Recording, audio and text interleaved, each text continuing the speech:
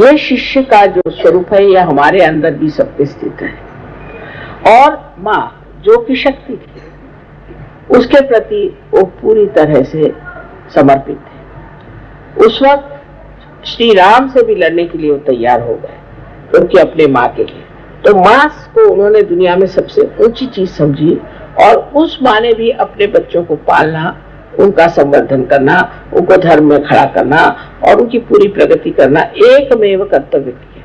नहीं तो अपने आजकल की औरतें रात दिन रोते ही रहेंगे, मेरे पति ने छोड़ दिया, पति ने छोड़ दिया, और जब पति मिलेगा तो उससे लड़ती रहेंगी हर समय, और जब पति ने छोड़ दिया तो रोती रहेंगी। छोड़ दिया तो कोई बात नहीं, मेरे बच्चे हैं, इनको मुझे संभालना है, और इनके प्रति कोई भी ऐसी बात नहीं होनी चाहिए कि जिससे मेरे बच्चों का कुछ कम रह जाए।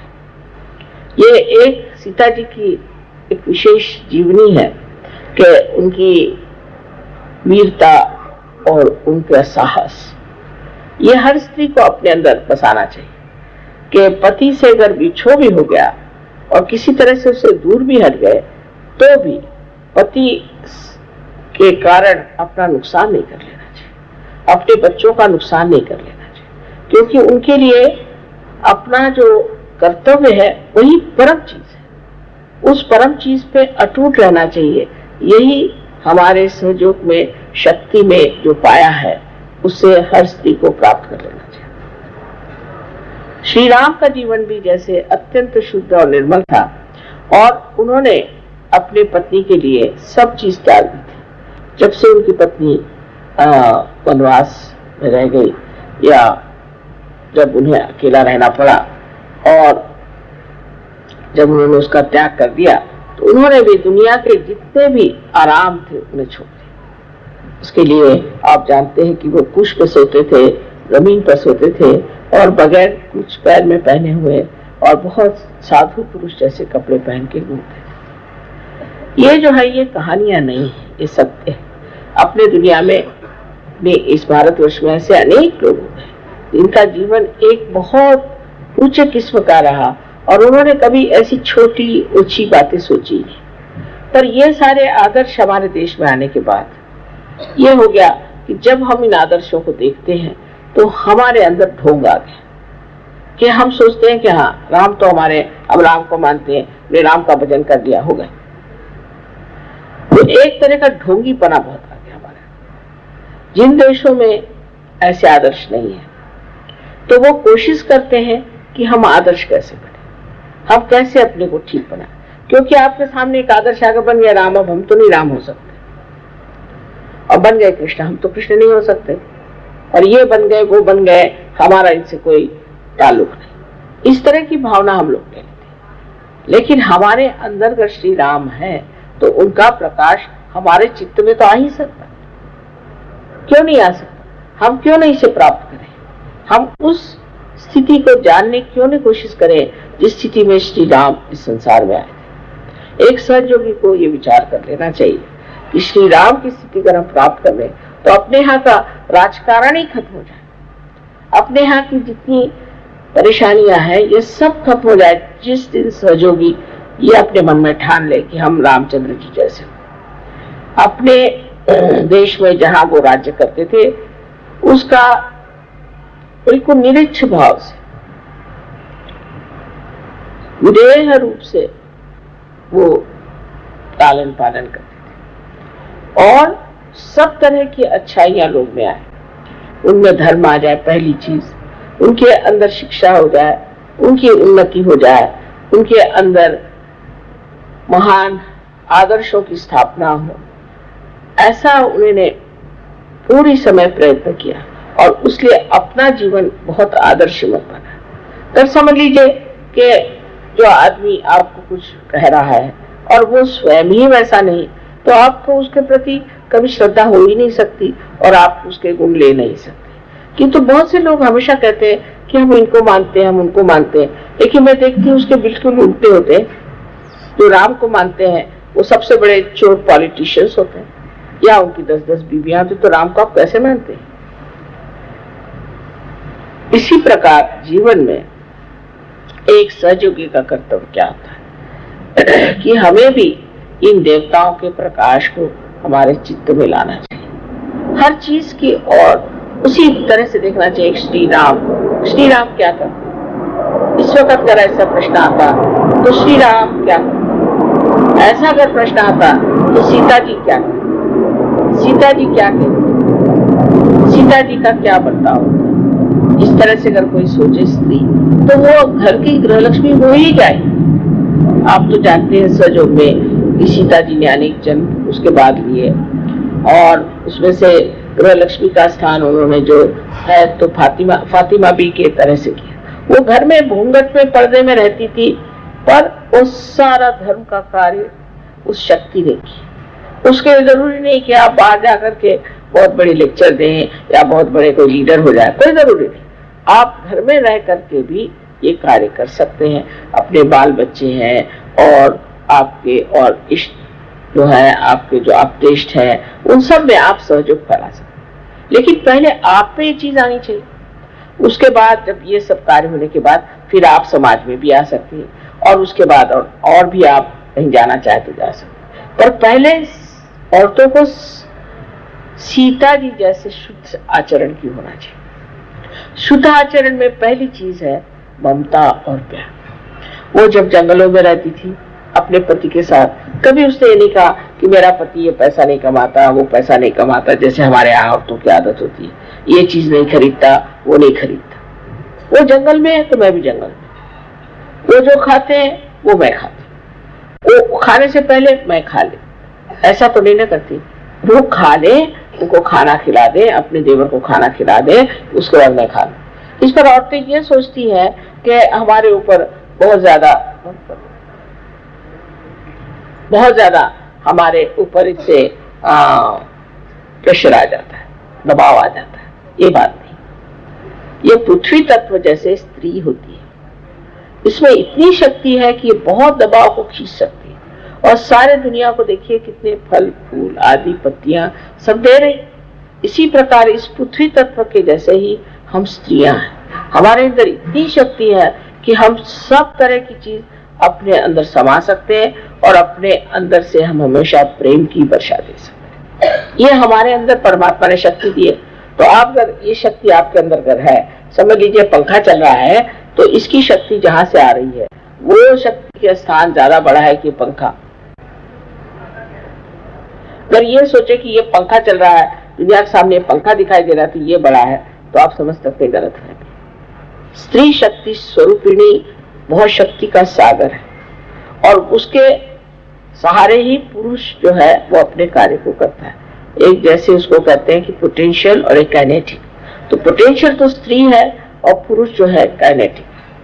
लेकिन पुरुष को देख करके क्योंकि वो दौड़ ज्यादा सकता है तो औरत भी दौड़ने लग जाए। उसको दौड़ने की जरूरत, उसको बैठने की जरूरत है। दोनों ही क्रियाएं अलग अलग है और उस क्रिया में दोनों को समाधान होना चाहिए और दोनों ही क्रिया में स्त्री बहुत पनप सकती है। और जब समय आता है तो स्त्री पुरुषों से भी ज्यादा काम कर सकती है। आपको मालूम होगा कि महाराष्ट्र में ताराबाई नाम की एक 17 साल की विधवा थी, 17 साल की, और शिवाजी की वो बहुत ही छोटी वाली। सब हार गए औरंगजेब से, इसने औरंगजेब को हरा दिया 17 साल की उम्र में और उसकी कब्र बना दी औरंगाबाद। జై శ్రీ మాతాజీ అండి. మన భారతదేశం యొక్క అన్ని బాధలు ఎలా తొలగిపోతాయి అని శ్రీ మాతాజీ గారు ఈ స్పీచ్లో వివరిస్తున్నారండి. ఏది శిష్య స్వరూపం ఉందో అది మనలోనే స్థితి అయి ఉంది. ఆత్మ యొక్క శక్తి ఏది ఉందో దాని యొక్క ప్రతిశక్తి అది పూర్తిగా సమర్పితం. అందువలననే లవకుశులు శ్రీరామునితో కూడా గొడవపడడానికి సిద్ధమయ్యారు. ఎందుకంటే వారి అమ్మ కోసం. అమ్మ ప్రపంచంలోని అన్నింటికంటే ఉన్నతమైనది అని అర్థం. అమ్మ పిల్లల్ని పెంచి పోషించడం, సమర్థవంతులుగా తయారు చేయడం, వారు ధర్మం మీద నిలబడేలా చేయడం, వారు పూర్తి ప్రగతిని సాధించేలా చేయడం అమ్మ చేయాలి. ఒకే ఒక అమ్మ ఇవన్నీ చేస్తుంది. ఇది అమ్మ యొక్క ఒకే ఒక కర్తవ్యం. ఈ రోజుల్లో ఆడవారు పొద్దున్నుండి రాత్రి వరకు ఏడుస్తూ ఉంటారు, నా భర్త వదిలేశాడు అని. ఒకవేళ భర్తతో కలిసి ఉంటే అస్తమానం గొడవ పడుతూనే ఉంటారు. అతడు వదిలేశాడని ఏడుస్తుంటారు. వదిలేస్తే ఏమీ కాదు, వీరు నా పిల్లలు, వీరిని నేను చూసుకోవాలి, నా పిల్లలు ఎవరికంటే తక్కువగా ఉండకూడదు. ఇది సీతమ్మ యొక్క విశేష జీవనం, ఆమె యొక్క వీరత, ఆమె యొక్క సాహసం. ఇది ప్రతి స్త్రీ ఆమె లోపల కలిగి ఉండాలి. భర్తతో కలిసి లేకపోయినా, ఏ విధంగా అయినా దూరమైనా పతి కారణంగా ఆమె బాధపడకూడదు, పిల్లల్ని బాధ పెట్టకూడదు. ఎందుకంటే వారిని చూసుకోవడం ఆమె యొక్క కర్తవ్యం. అది అతి ముఖ్యమైనది. ముఖ్యమైన దానితో ఉండవలసి ఉంటుంది. ఇది మన సహజ యోగాలో ఎవరు శక్తిలోకి వెళ్ళారో అది ప్రతి స్త్రీ ప్రాప్తించుకోవాలి. శ్రీరాముడు జీవనంలాగా అత్యంత శుద్ధంగా, నిర్మలతగా, మరియు అతడు భార్య కోసం అన్నింటినీ త్యాగం చేశాడు. అతడు భార్య వనవాసంలో ఉంటే ఒంటరిగా ఉన్నాడు, ఆమె కూడా అతనితో కలిసి ఒంటరిగా ఉంది. మరియు అతడు విశ్రాంతికి సంబంధించినవి అన్నింటినీ త్యాగం చేశారు. అతడు పరుపు మంచం మీద నిద్రించేవాడు, నేల మీద నిద్రించాడు. మంచి పట్టుబట్టలు ధరించేవాడు, సాధు పురుషుడు లాంటి బట్టలు ధరించి తిరిగాడు. కాళ్ళకి చెప్పులు లేకుండా తిరిగాడు. ఇది కథ కాదు, ఇది సత్యం. మన దేశంలో చాలా మంది ఇలాంటి వారు ఉన్నారు. వారందరూ ఉన్నతంగా ఆలోచించేవారు. ఎప్పుడు మనం ఈ ఆదర్శ వ్యక్తులని చూస్తామో మన లోపల ధర్మం వస్తుంది. రాముడి గురించి ఆలోచిస్తే మేము రాముడిని పూజిస్తాము, రాముడి భజనలు చేస్తాము, పాటలు పాడతాము, అయిపోయింది అంటుంటారు. ఏ దేశంలో ఆదర్శ పురుషులు లేరో వారు ఇలాంటి ఆదర్శ వ్యక్తుల గురించి వింటే ఆదర్శ వ్యక్తులు అవడానికి ప్రయత్నం చేస్తారు. మనల్ని మనం ఎలా సరి చేసుకోవాలి? ఒక రాముడు అయ్యాడు, మనం రాముడిలాగా కాలేము. ఒక కృష్ణుడు అయ్యాడు, మనం కృష్ణుడిలాగా కాలేము. వారు అయ్యారు, వీరు అయ్యారు, మనం ఏమీ అవ్వలేము. ఈ విధమైన భావన మనం చేయకూడదు. కానీ మన లోపల ఉన్న శ్రీరాముడి యొక్క ప్రకాశంని మన చిత్తంలోకి తెచ్చుకోవచ్చు. ఎందుకు రాదు? మనం ఎందుకు ప్రాప్తించుకోలేము? మనం ఆ స్థితిని చేరుకోవడానికి ఎందుకు ప్రయత్నించకూడదు? ఏ స్థితిలో శ్రీరాముడు ఉన్నాడో ఆ స్థితి. ఒక సహజ యోగి ఈ విచారం చేయాలి. మనం శ్రీరాముని స్థితిని చేరుకుంటే అన్ని బాధలు, సమస్యలు పూర్తయిపోతాయి. సహజయోగి మనసులో నేను రామచంద్రులాగా అవ్వాలి అనుకోవాలి. మన దేశంలో అతడు ఎక్కడ రాజ్యాన్ని పాలించాడో అక్కడ అతడు నిరీక్ష భావంతో అతడు ఆలనా పాలన చేశాడు. మరియు అన్ని విధాలుగా మంచి ప్రజలలో వస్తుంది. వారిలో ముందుగా ధర్మం వస్తుంది, వారికి శిక్షణ అవుతుంది, వారి యొక్క ఉన్నతి అవుతుంది, వారి లోపల గొప్ప ఆదర్శ వ్యక్తి యొక్క స్థాపన జరుగుతుంది. ఆ విధంగా అతడు పూర్తి సమయం ప్రయత్నం చేశాడు. అతడి జీవనాన్ని చాలా ఆదర్శంగా తయారు చేసుకున్నాడు. అర్థం చేసుకోండి, ఎవరు అలా అవ్వాలనుకుంటారో వారు స్వయంగా అలా లేకపోతే, వారు ప్రతిశ్రద్ధ చేయలేకపోతే మీరు అతని గుణాలని పొందలేరు. చాలా మంది ప్రజలు మేము వారిని పూజిస్తాము, వీరిని పూజిస్తాము అంటుంటారు. నేను చూస్తుంటాను, ఎవరైతే రాముణ్ణి ఎక్కువగా పూజిస్తారో వారు అతిపెద్ద దొంగ రాజకీయ నాయకులు అవుతారు, లేదా వారికి 10 మంది భార్యలు ఉంటారు. రాముడు అలా ఉన్నాడా? ఈ విధంగా జీవనంలో ఒక సహజ యోగి యొక్క కర్తవ్యం రామునిలాగా ఉండాలి. ఈ దేవతల యొక్క ప్రకాశాన్ని మన యొక్క చిత్తంలోకి తెచ్చుకోవాలి. ప్రతి దానిని మనము ఆ విధంగా చూడాలి. ఎలా అంటే శ్రీరామచంద్రునిలాగా. శ్రీరాముడు ఏమి చేశాడు? ఇలాంటి ప్రశ్న వస్తే సీతమ్మ వారు ఏమి చేసింది? ఈ విధంగా ఎవరైనా చేయగలరా? ఇంటికి గృహలక్ష్మి ఆమె. సహజ యోగాలో మీకు తెలుసు, ఆమె సీతమ్మ వారు అనేక జన్మలు తీసుకుంది. ఆమె గృహలక్ష్మిలాగా జన్మలు తీసుకుంది, ఫాతిమాబీలాగా కూడా తీసుకుంది. ఆమె ఇంటిని చక్కదిద్దే లక్షణాలు కలిగి ఉండేది. ఆమె ఇంటిలో ముసుగు వేసుకొని పరదా వెనకాల ఉండి కూడా మొత్తం ధర్మం యొక్క కార్యం ఆ శక్తియే చేసింది. గృహలక్ష్మికి అవసరం లేదు, బయటికి వెళ్ళి పెద్ద పెద్ద లెక్చర్లు ఇవ్వవలసిన అవసరం లేదు, చాలా పెద్ద లీడర్ అవ్వాలి అలాంటి అవసరం కూడా లేదు. మీరు ఇంటిలో ఉండి కూడా ఈ పని చేయగలుగుతారు. మీ యొక్క కుటుంబం, మీ పిల్లలు, మీ బంధువులు వారందరికీ మీరు సహజ యోగా గురించి చెప్పొచ్చు. కానీ ముందుగా మీరు అన్నీ తెలుసుకొని ఉండాలి. ఆ తరువాత మీరు సమాజంలోకి కూడా వెళ్ళాలనుకుంటే వెళ్ళొచ్చు. ఆ తరువాత మీరు ఇంకా ఎక్కడికైనా వెళ్ళాలనుకుంటే వెళ్ళొచ్చు. ముందు మహిళలు సీతమ్మ వారిలాగా శుద్ధ ఆచరణ కలిగి ఉండాలి. శుద్ధ ఆచరణలో మొట్టమొదటిది మమత మరియు ప్రేమ. ఆమె అడవుల్లో భర్తతో కలిసి ఉంది. ఆమె ఎప్పుడు నా భర్త డబ్బులు సంపాదించట్లేదు, ఏమీ చెయ్యట్లేదు అని అనలేదు. కానీ మన ఆడవాళ్ళు ఇలాంటి అలవాటు కలిగి ఉంటారు. ఈ వస్తువు కొనలేదు, ఆ వస్తువు కొనలేదు అంటుంటారు. భర్త అడవుల్లో ఉంటే ఆమె కూడా అడవుల్లో ఉంది. అతడు ఏమి తింటే ఆమె కూడా అదే తినింది. కానీ అతడు తినడానికి ముందే ఆమె తినలేదు. ఆమె తన భర్త తిన్న తరువాత, తన మరిదిగారు తిన్న తర్వాత ఆమె తినింది. ఆడవారు ఇలా ఆలోచిస్తారు, మన పైన చాలా ఒత్తిడి పడుతుంది అని. ఇది మంచి ఆలోచన కాదు. పృథ్వీ తత్వంలాగా స్త్రీ ఉంటుంది. పృథ్వీ చాలా శక్తి కలిగి ఉంటుంది. ఎంత శక్తి ఉంది అంటే ఎంత గట్టిగా కొట్టినా కూడా భరిస్తుంది. మొత్తం ప్రపంచాన్ని చూడండి, ఎన్ని పండ్లు, ఎన్ని పూలు, ఆకులు ఎన్ని ఉన్నాయి. ఈ విధంగా పృథ్వీతత్వం లాగా స్త్రీ ఉంటుంది. ఈ విధంగా పృథ్వీతత్వం లాగానే మనము స్త్రీలము చాలా శక్తిని కలిగి ఉన్నాము.